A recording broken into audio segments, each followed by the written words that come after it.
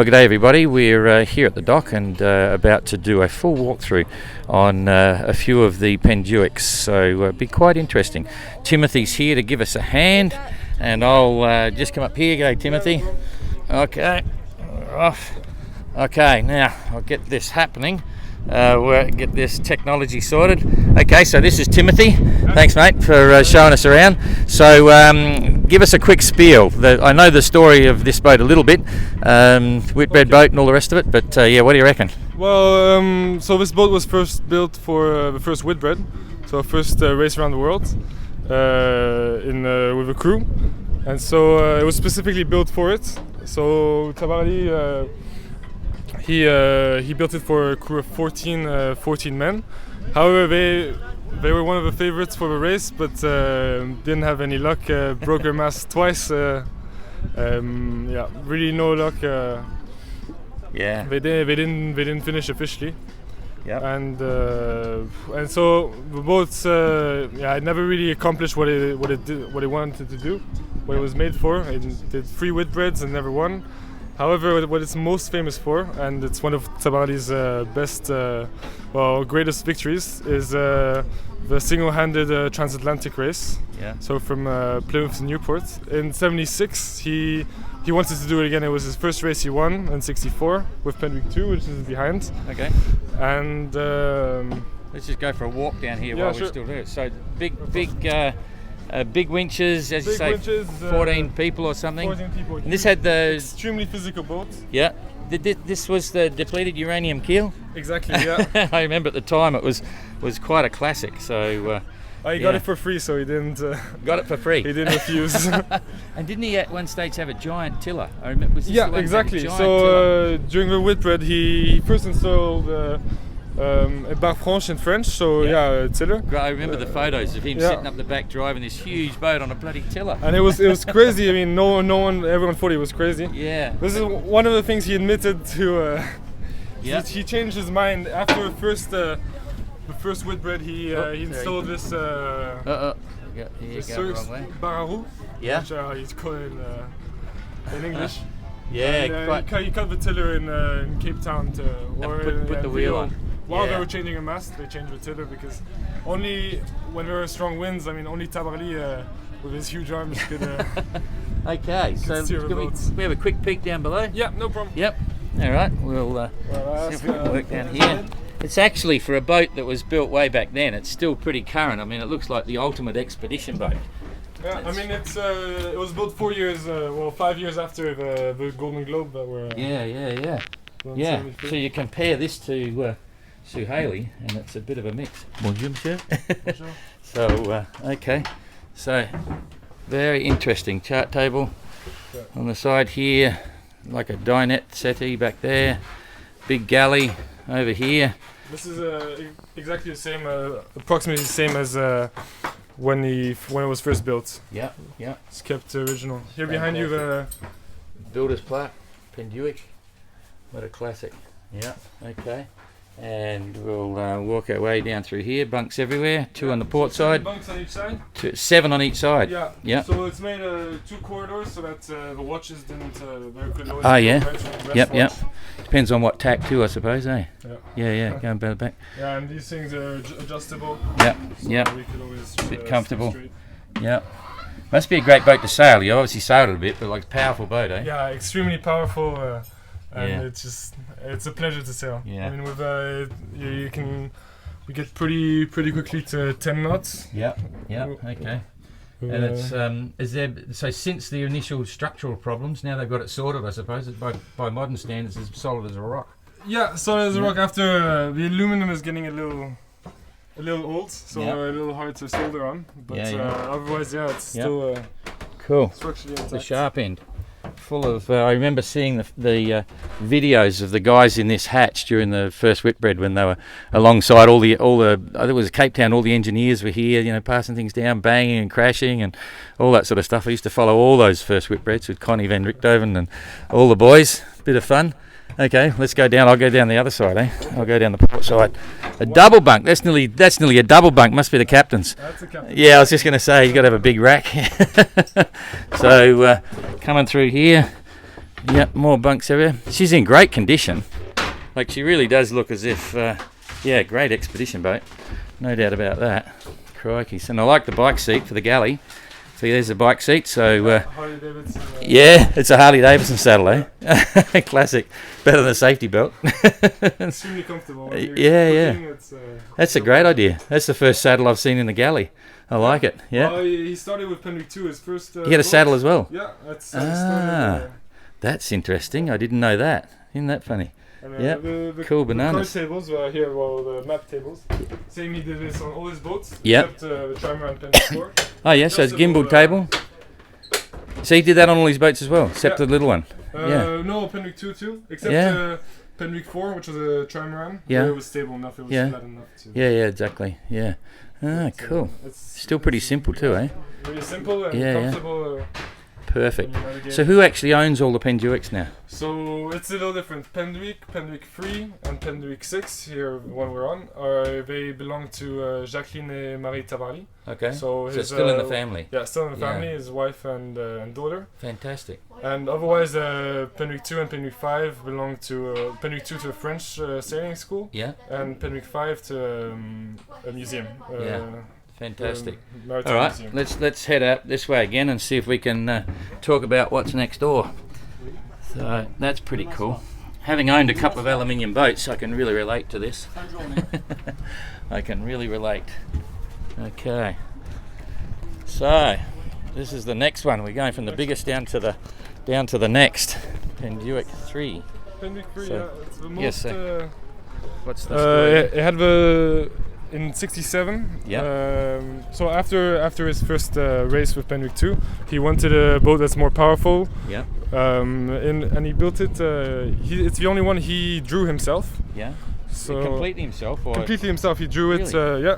And it was drawn to exploit the ratings of the royal the work. And what were his biggest successes?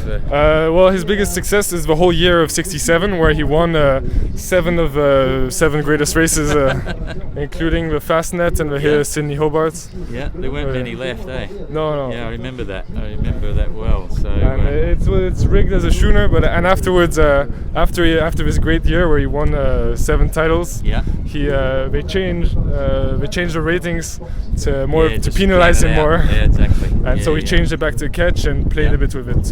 Cool. So we have a quick jump on board? Yeah, sure. Yep. Okay.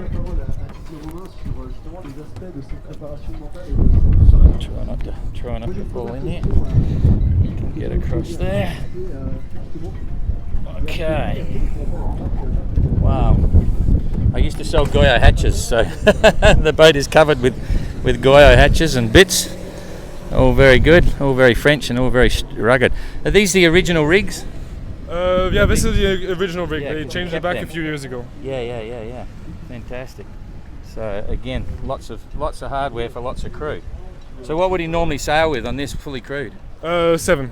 A crew of 7. Yeah. That was light on for those days. Yeah, eh? and they were the youngest crew that ever won the Sydney Hobart. 22 years old. You know, again, Tabarly average. thinking outside the box, thinking why do we need all these people? So he's actually, I didn't realise that, but that's, by standards of the day, that would have been a very short crew, eh? True, and one of the reasons why he built this boat too is he wanted a more powerful boat, a harder boat to sail the '68 single-handed transatlantic race. Yeah. He didn't. He nailed it. That was when he Yeah. became the whole hero deal. Yeah, he wanted to do the next one with this one, but he built Pen Duick IV the Trimaran instead. Yeah, exactly. That's a whole new story in itself. Okay, fantastic. Well, we're just wondering, are we going to disturb these guys if we just stick our head down? Merci beaucoup, monsieur. Très bien. Bonjour, monsieur. Voila, on the sharp end. Another Pen Duick Tabarly tiller. Very cool. Okay, fantastic. Oh, a little cuddy cabin. Yeah. That's cool. He was very fond of this cabin. He done. It's funny, eh? Like here's Pen Duick all that time ago, and he's got 2 little cuddy cabins, and the Volvo now. It's like having a constant shower, They might as well just have shampoo every day of the week. I wonder why. It was really fond of these ones. He tried to put it back on every single boat after. Pen Duick VI, you see, has There's a little helm. Yeah, exactly. It's really nice. That's power. You look after the crew, save your energy, make better decisions, and it's a lot safer overall. Wow, this is a good layout, eh? So this is perfect. Watch benches and captains. Yeah, it's really cool. Not quite headroom here, but you've got two, as I say, two watch berths right here by the cockpit. This is quite cool. I could see sailing this two-handed anyway. Okay, that's cool. And then you come into the chart table area again. Navigational area. Yeah. You can see why he was doing things from day one that were way ahead of his time. Simple decisions, but it was all based on what would you say, practicality. Exactly. So you can't stand up in here. It's probably about 5 foot headroom, but it keeps all the weights down low. It's all you need, you know. And there's his surround saddle. There you go. Another reason why he's got a saddle, because of the headroom. You got to sit down. That's pretty cool. He said boats you never really had to stand up. So yeah, exactly. Especially when you're heeled over. Down. Yeah. Well, that's a surprise. I thought there would have, there's fantastic to have a look in here. That's great. So there's not even headroom here. It's about 5'6", so you can sort of just stand up and stoop. The further you've gone back in. 1, 2, 3, 4. You put 6 people in here. 1, 2, 3, 6 people in here. Big engine in the middle. Yeah. The engine was installed right before the Sydney Hobart because otherwise you had to have for the rules. Yeah. Cool. Okay. Oh, that's the sharp end up there. We'll have a look. Yeah, perfect. There's the head up there, forecastle, all the rest of it. Yeah, very cool. Aluminium again. Yeah. Fantastic. Okay, that's all pretty cool. I like it. You can go through there, and I'll film you going through, and it'll give you a perspective on size. It's you sort of stoop down a little bit, so that's really quite cool.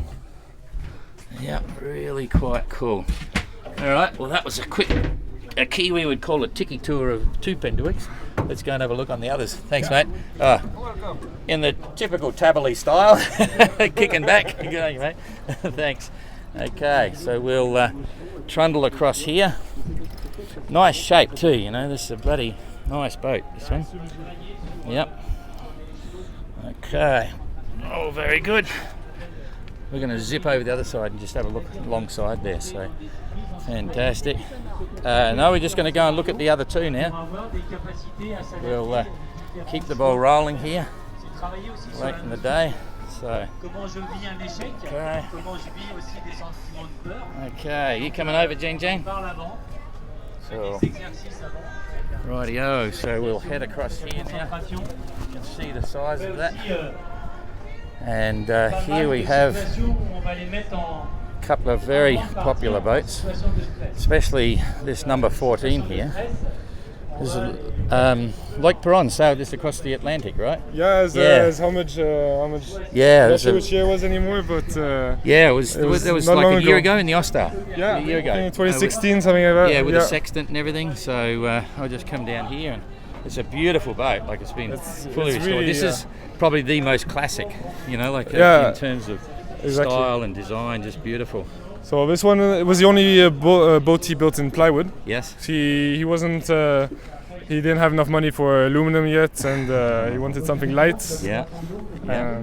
Yeah, well, I'm familiar with that story. Yeah. And the money and time to get there is always something. But he was already a bit of a hero, eh? At that stage, I mean, he was still incredibly popular. So it's interesting to hear he didn't have enough money for aluminium. Are you thinking of that in terms of size, or? I mean, everything. A Pen Duick VI. I mean, after all his fame, he never. He always had trouble. He had to go to the military shipyards in order to build it. Yeah. And he got the uranium gifted. Yeah. The winches that we saw before, they came from the grinders. They came from an America's Cup ship. They were gifted also. I mean, he's always looking for money, and it's right before sponsoring. Yep. He's the one who started that too a bit. Yeah. Always the same, eh? It's always money. Yep. You reckon? Yeah, always money. The bane of every sailor. You reckon we can jump on board and have a quick walk down the deck? Okay.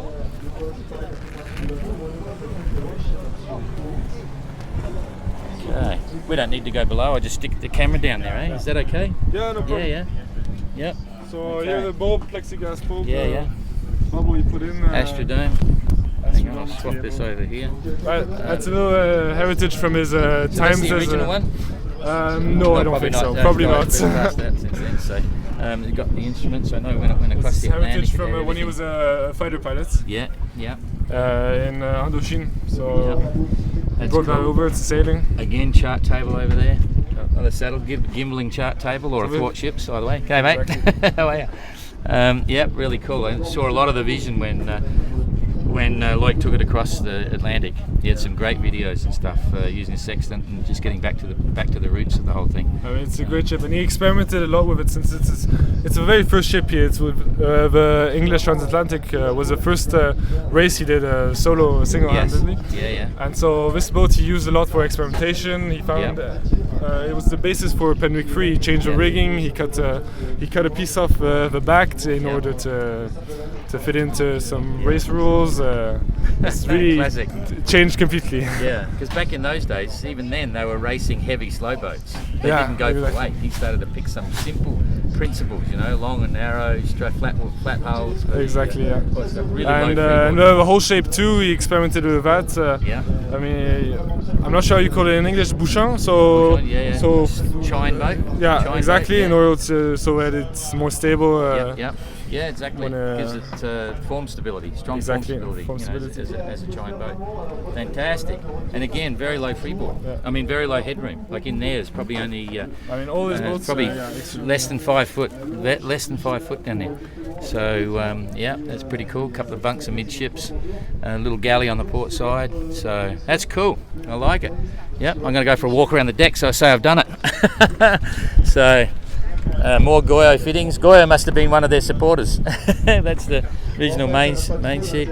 Very simple, this one. In fact, it relates today. This would still be quite competitive in a few different ways. So long and narrow, beautiful condition, because plywood boats take a bit of work to keep it that way. But it's good to see. It was completely restored in 90. The boat was completely restored in 94, 96. Yeah. Because it was left to rot, and they did a really great job. Yeah, living history. You can't beat it. Better than sitting in a museum or something like that. So, okay, tell us about this little glamour. I saw her in the Paris Nautique Boat Show. Before, 2 years ago. She was there. Yeah. Yeah. Well, Looking this really is good. maybe his most innovative boat. Yeah. Perhaps except other than Paul Ricard, so it's the Charman. So it's the first. It was built for the Trans-Pacific, the first Trans-Pacific from San Francisco to Tokyo, and he wanted a boat that glides well on and works with backwinds. Yep. So allure portante. She's incredibly flat, eh? Way incredibly ahead flat. of her time. You look at it now and you think, oh yeah, that was a boat that's about 10, 15 years old. Yeah, Like and it's built in '69. Yeah, exactly. Yeah, no, really And cool. it's also a first sailing boat with liquid ballasts. Okay, water ballast. Yeah. Water ballast, Yep, exactly. yep. Which is Big innovation. Big innovation. It's the ancestor to the IMOCA that Yep. go around Yep. around the world single-handedly. She's an absolute classic. Absolute. And again, in good condition. It's got so much history behind it that a lot of people are now interested. It's reviving things, inspiring sailors. Because so many sailors now, they can't quite get to the Vendée or the Volvo and things like that. It's like peak. But they look at these sorts of boats and say, wow, that was adventure. Yeah. Which That's gets true. them out there doing things. So that's pretty cool. Can we jump on board and just have a quick sure, look? Yep. Okay. Over here. Yep, so it's just a classic design. I mean, this is just so cool. I could imagine roaring down the Pacific in this boat. I honestly could. Yep, this is just beautiful. You'd be happy with this anywhere. And yet at the time, it was, you just got to remember, this goes back to all Illingworth's time, and all the big, heavy, sort of full-bodied old IOR type boats, In this race, he broke a huge record. I mean, he finished in 39 days, and he came 10 days before a second. The race officials weren't even waiting for him for another week. Smart guy. Yeah, and even the way they've done the cockpit, no bridge deck, but it's all sort of blocked over, so anything that's there is not going to get down below. And very nice. And again, not a whole heap of headroom, but everything's very practical. Chart table on the port side this time. Even that one's pivoting, and there's the seat, there's the saddle. That's a classic. I didn't know anything about the saddles before, so he's done it on all his boats. Yeah, that's really cool. We're really happy. Yeah. Couple of bunks there in the midships, like I said, E-bunks. Little seats here, just a watch seat. There's a quarter berth just underneath the cockpit here on the port side, and over the other side we've got the head. Did he have a head on this boat? So there's always been a head there, or was he using a bucket? You remember? The toilet? No, always had a toilet? I doubt he had a toilet. Yeah, I doubt too. You know, he wouldn't have worried about that. It would have been a bucket and chuck it. So that's awesome, eh? I'm really quite happy to be here. So very lucky indeed. Simple little companionway, sliding and drop lid. So nice boat. That's fantastic, eh? I reckon. Thanks for the quick Cook's tour. No problem. It's nice to be. It's great that you come here for the GGR. It's interesting. I'll give you a little tip. There was, we do a lot. I should put me on here. We do a lot of posts about Matessio and Suhaili and the GGR in general. And when we heard that Tabley, all the boats were coming and this, that and the other, there were some posts that went up, and I've got to say, it just went nuts. It sort of blitzed all the Suhaili and Joshua boats. The Tabley following in France is huge. There's no question. And I saw him as a bit of a hero. Maybe not as much as an inspiration for me being an Australian. It was Knox Johnston and Matessio and the Smeatons and the Hiscocks, all those people from way back then. But I got to say, Tabley was right up there. And I mentioned the other day when you guys arrived, to the people that were here, I said, look, I never met the guy, but in '84 I was actually in Plymouth to watch the start of the Austar then, and he was with Cote d'Or, I think it was, the sponsor, and because he had the big trimaran then. Was it the foiling? Did he have foiling tri? So he started with foiling. The foiling tri, that's first right. Foiling tri was him. I remember it really well. Yep. Anyway, he was there with his big truck with all the stuff, and I happened to be walking down the dock, and I just sort of went like that, and he sort of looked at me and went like that. So that made my day. Moment, I'll never forget it. He's quite an incredible guy. And then of course the story about how he fell off the boat and everything was so sad. And but as a sailor, he's a giant. And that's as good as it gets. So okay, that's it. Hope you enjoyed the quick Cook's tour. Thanks, mate. I'll shake your hand. Yeah, appreciate thanks. that. There'll be No a lot of. problem, I reckon pleasure. it'll be interesting to watch this one. But I reckon. Hang on, before we shut down. Here's Nick. He's doing some 360-degree photos of the boat, of the Pen Duick. So you'll get to see them online. And he's just playing silly buggers in the Astrodome there. So anyway, we'll shut this down. And thanks so much for giving us this tour. Greatly appreciated. Whoop, we'll see if I can do this one-handed. Thanks, mate. See you later. I finished already. Oh. Sorry.